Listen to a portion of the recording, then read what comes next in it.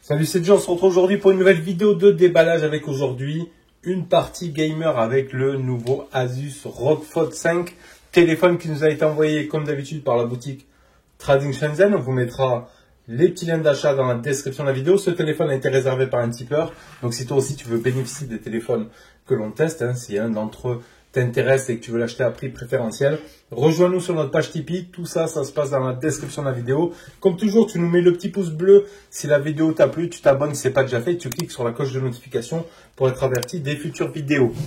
Allez, on va aller sur regarder ces petites boîtes de ce Asus ROG Phone 5. Ici, on voit Tencent Game avec le petit logo ici 5, Asus. Le petit logo ici aussi devant. Bon, toujours de belles petites boîtes. Ici, on peut laisser voir ROG Phone 5. Alors, j'ai trouvé bizarre parce que là, le modèle qui a marqué, c'est 12128.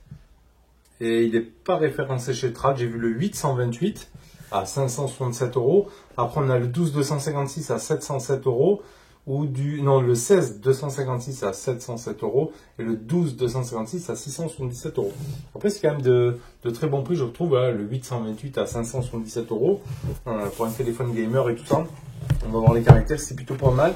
On a toujours l'adaptateur prise FR de chez Trad, toujours avec aussi le câble USB type C en OTG. Ça, c'est ce que vous aurez à chaque fois dans les boîtes de chez Trading et le petit coupon de 5 euros fourni avec, qui fait toujours plaisir. Allez, on va s'ouvrir tout ça. On a aussi le petit checkpoint, on peut appeler, les petits, voilà, ils testent le touchscreen, les caméras, etc. Pour un petit test de tout ça, ça fait toujours plaisir. Donc c'est pour ça que les boîtes, très souvent, elles sont ouvertes. Alors ici, on retrouve quoi? Sur la première page ici, on voit Akira. Donc après, moi, je suis pas gamer, donc je ne vais pas connaître. Vous, ça va peut-être vous parler. Alors on y retrouve ici, voilà, une petite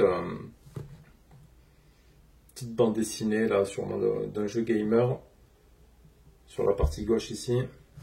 À droite ici, on retrouve notre téléphone.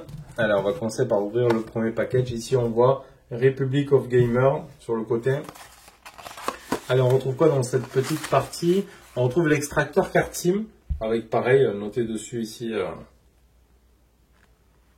je vois Republic for Gamer sur le petit extracteur carte SIM. Dedans, on a une coque qui fait plaisir. En général, au Asus, mettre les coques. Alors, on a des petits stickers aussi qui font toujours plaisir. Petit manuel d'utilisation. Ok. Ça, c'est good. Donc, une petite coque avec. On aura de quoi le protéger. Si après, sur tous vos autres téléphones, je ne parle pas de Asus, vous avez besoin de film hydrogel ou de skin arrière, vous savez qu'on fait ça. Vous avez aussi le lien dans la description. Esprit New Skin, vous nous contactez. On fait pour tous les modèles. Protection de l'écran, etc. Donc ici, on y retrouve notre coque ouverte qui vont laisser passer les logos, les caméras, etc. Bon, ce ne sera pas une coque qui va extrêmement protéger votre téléphone. Mais bon, parce que là, on voit que la partie de droite est ouverte. Elle a le mérite d'y être. Donc, je vais la laisser là, comme ça, bien évidemment, moi je vais le tester avec la coque pour ne pas l'abîmer. Ici, on y retrouve notre téléphone. Je vais sortir de la boîte ici. Je vais allumer, poser sur le côté, qu'on va regarder juste après. Là, on voit un petit peu le bout de démarrage ici. Après, on a quoi d'autre dedans? Bon, on va y retrouver très certainement nos chargeurs, etc. Alors ici, on a un autre dessin ici, 1, 2, 3, 4, 5, 6, 7. Alors, on a quoi ici? Un petit capuchon, certainement pour les ports USB ou autres. On a notre câble USB type C en nylon. Un câble en nylon. Bon, plus costaud, ça va.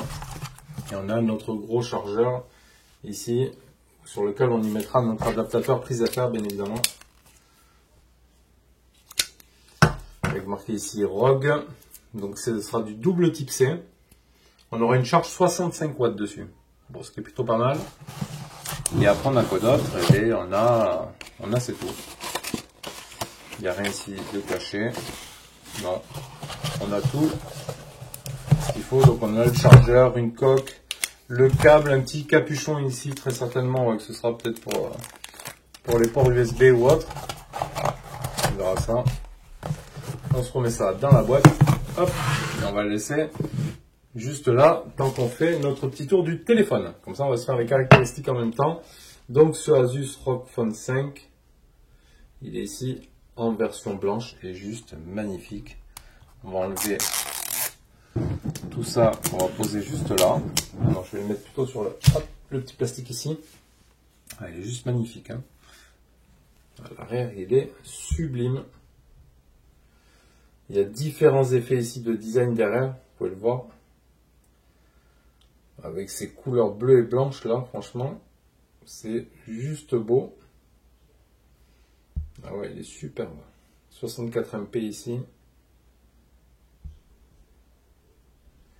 Les petits boutons là. Les Air Trigger. Pour la partie tactile, pour les boutons gamer. Donc on verra ça après. Allez, on va se faire les caractéristiques. Donc là, je l'ai allumé. Donc normalement, il est déjà... Ah, les petits effets ici. Plus ou moins paramétré. Bon, il va être en allemand, on le mettra en français. Il doit y avoir, ouais, il y a le Play Store dessus. Donc, un écran de 6,78 pouces. Donc là, on va pas bien se rendre compte parce qu'on a un fond d'écran noir. Alors, je vais peut-être pas changer le fond d'écran. Si on a d'autres écrans Asus plutôt clairs. Ah ouais, il y a pas de... On va mettre celui-là. Alors, attends, pour valider, on va faire ça. Ça.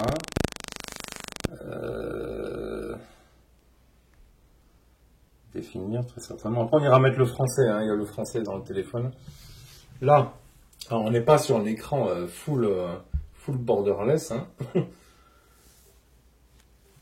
Écran de 6,78 pouces, un écran AMOLED avec un taux de rafraîchissement de 144 Hz pour 1200 nits. Alors avec ça, ça devrait vraiment très très bien éclairer en pleine lumière, etc. De l'HDR10+, 2244 par 1080, un format de 20,4 neuvième. Sur la face avant ici, on y retrouve une petite caméra frontale, ici en haut à droite, qui nous laissera du 24 mégapixels. Donc là, pour la partie face avant, c'est bon. Sur la partie basse, donc on aura notre type C, on aura un jack 3.5, donc ça, très très bonne nouvelle. On aura ici notre tiroir SIM bleu. Ah, franchement, c'est très très bien foutu. Donc double carte SIM, pas de carte SD. Oh, c'est sympa comme design quand même. Plutôt sympa. Ici, on y retrouvera quoi? Ah, c'est peut-être ça, nos capuchons ou autre. Ah, ça doit être pour le poser sur les docks, je pense. Donc là, on a le type C, parce qu'on peut faire un type C ici sur le côté, mais c'est vrai que quand on joue, il y était sur l'autre aussi, quand on joue, on a le câble ici, on ne pourra pas. Donc en fait, ils ont fait cette sortie ici, donc on a un type C ici en bas, et ici, on a une partie aimantée, je crois que c'est pour poser sur un dock, tout simplement. Donc voilà le capuchon à quoi il sert, de rechange. C'est peut-être au cas où qu'on le perde. Donc ça, super bon système. Hein. Voilà, quand on va jouer, au moins on aura le câble ici au milieu. Ça, c'est très très bien. Sur le haut ici, on aura un petit trou pour très certainement ici le micro d'ambiance ou capteur de proximité. Sur la partie droite ici, on aura un autre petit trou là et on aura notre bouton power. Donc à moitié noir et bleu. Sympa. Et on aura juste au-dessus notre bouton volume plus moins, c'est les deux Air Trigger ici. Donc les deux boutons ici sensibles. Et sur l'arrière, donc notre logo qui normalement va s'illuminer. Voilà, quelques petites annotations de design ici. Et notre module photo juste en haut, très bien designé aussi, hein. C'est vraiment sympa. Franchement, c'est un bon contraste là avec le noir et le blanc et le bleu, c'est super beau. 60 mégapixels, c'est du Sony IMX 686 en ouverture 1.7, un autre capteur de 13 mégapixels pour le grand angle, un autre de 5 mégapixels pour de la macro, donc tout ça propulsé sur le Qualcomm 888 en 2,84 GHz, un GPU Adreno 660, donc là le modèle que j'ai, visiblement c'est du 12 Go en LPDDR5 et 128 Go en UFS 3.1, il aura la Wi-Fi 2,4 et 5 GHz et la Wi-Fi 6, un Bluetooth 5.0, du NFC, donc les AirTrigger 5 ici ultrasoniques, un son stéréo, un dot matrix display sur l'arrière, donc ça doit être ici la partie logo, la 5G en N1, 3, 7, 8, 20, 28, 38, 41, et pour la 4G, il est full 4G parce qu'on aura également donc la B1, 2, 3, 4, 5, la 7, la 8, la 28, non la 20, la 28, 34, 38, 39, 40, 41, 42, 46. Donc après on a le full 4G pour la France. On a une batterie de 6000 mAh divisée en deux. Donc on a deux batteries de 3000 mAh avec une charge 65 watts, du Quick Charge 5, donc pour la charge rapide, 239 grammes. 239 grammes, donc après il est un petit peu lourd, oui, et un petit peu épais parce qu'il fait 9,9, un peu beaucoup épais alors. 173 de dimension sur 77, donc sur 9,9 d'épaisseur. Après c'est franchement joli, donc c'est un téléphone gamer. On va aller se le mettre de suite en français. Donc voilà, je suis parti dans les paramètres, on voit qu'on peut mettre le français. Si on fait ajouter une langue, donc on aura, voilà, tout ce multilangue. Voilà, il y a vraiment toutes les langues, hein. Allemand, espagnol, vraiment de tout. Donc on peut mettre le français sans aucun souci. Donc Chrome multilangue, ça c'est très bien. Après on se fera le tour de tout ce firmware là qu'on va découvrir ensemble. Donc après on a fait le tour des caractéristiques, c'est ok. On va essayer de se voir un ou deux petits trucs par rapport peut-être à l'affichage, niveau de luminosité, hop, éclairage nocturne. Donc on peut le mettre, non ça c'est pour le... Là, la gradation d'essai basse luminosité, l'écran intelligent activé, prolonger la durée de la vie, rotation, taux de rafraîchissement. Donc ici, on aura bien le 144 Hz, donc ça, il n'y a pas de souci. Mode jour-nuit, donc là, on est déjà en mode sombre, on pourra mettre le mode clair. Voilà, ça peut être, là, on voit déjà la partie écran, hein, l'optimisation. Donc on voit qu'on a quand même des grosses bordures. Hein. On a quand même des grosses bordures.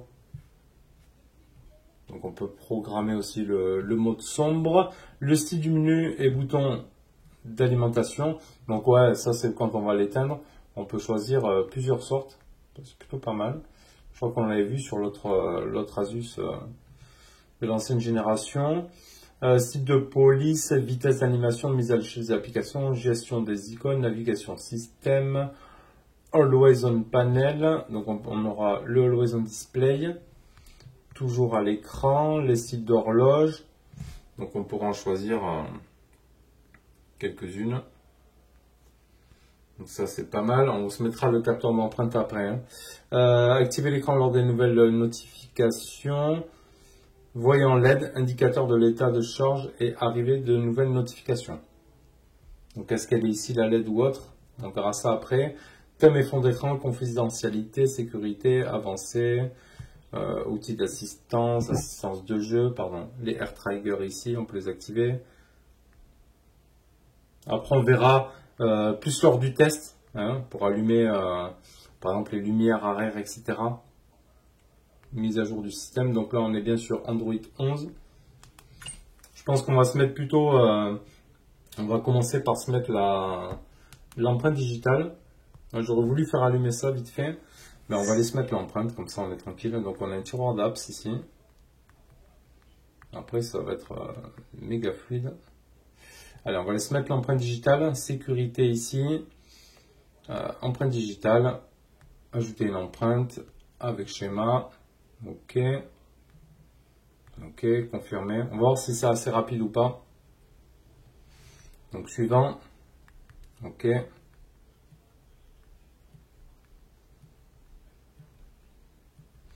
Sur certains téléphones, c'est un petit peu galère, il faut s'y reprendre à plusieurs fois.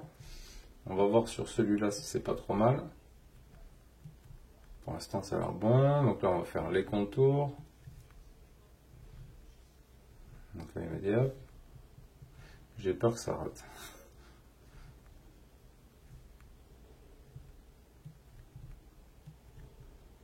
Alors, on y est presque. Ouais. Donc là, c'est bon. Terminé. Afficher tout le contenu. OK. Utiliser l'empreinte digitale pour déverrouiller votre appareil. Oui. Utiliser l'empreinte digitale. Animation de déverrouillage. Donc on peut choisir des petites icônes, ça vous le saurez. Le style d'indicateur bleu. Bah, il y a les couleurs. On peut même mettre le logo ici. Ah, ça, c'est pas mal, ça. On va mettre ça, tant qu'on y est. L'empreinte, c'est bon. On va ajouter un visage, tant qu'on y est. Voilà. On va se mettre la rocofaciale. Suivant. OK. Réglage de visage terminé. Afficher le contenu. OK. Voulez-vous activer la reconnaissance faciale? Oui. Détecter le visage pour débloquer votre appareil. Afficher les notifications. Détection de visage pour afficher toutes les notifications. Supprimer. Non, c'est bon. Annuler. OK. OK. Et on va se faire notre premier déverrouillage. Donc ici, on a bien le Always On Display. On voit déjà qu'on a pas mal de notifs dessus. Donc on verra après si on a accès à toutes ces notifs là. On a le capteur d'empreinte là. Avec un petit son.